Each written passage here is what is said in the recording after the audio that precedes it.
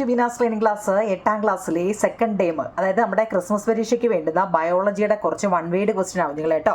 ഇതിൻ്റെ വീഡിയോ നമ്മുടെ ചാനലിൽ അപ്ലോഡ് ചെയ്തിട്ടുണ്ട് കേട്ടോ, നിങ്ങളൊന്ന് നോക്കണേ.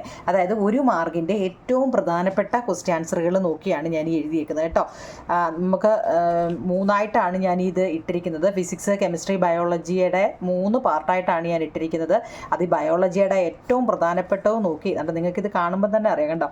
പ്രധാനപ്പെട്ട ക്വസ്റ്റ്യൻ ആൻസറുകൾ നോക്കിയാണ് എഴുതി വെച്ചേക്കുന്നത്. ഉണ്ട് ഓരോ സെല്ലുലോസ് ഉണ്ടോ, അതിൻ്റെ പ്ലാസ്റ്റിഡ്സ്, ഇതിൻ്റെയൊക്കെ മലയാളവും ഇംഗ്ലീഷും ഉണ്ട്. അതുകൊണ്ട് നിങ്ങൾക്ക് പഠിക്കാൻ എളുപ്പമായിരിക്കും.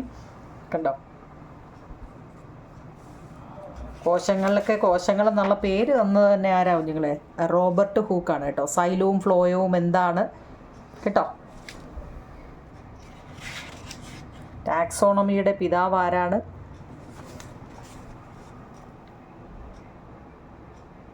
ടാക്സ.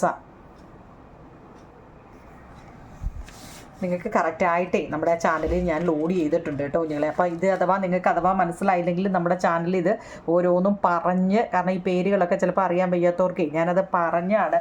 അതായത് മൊത്തം നോക്കിയാൽ 42 ക്വസ്റ്റ്യൻ ആൻസറുകൾ അതിനകത്ത് എഴുതിയേക്കുന്നത് കേട്ടോ. നിങ്ങളതൊക്കെ എഴുതിയെടുക്കണം കേട്ടോ. ഓക്കെ നിങ്ങളെ, താങ്ക് യു.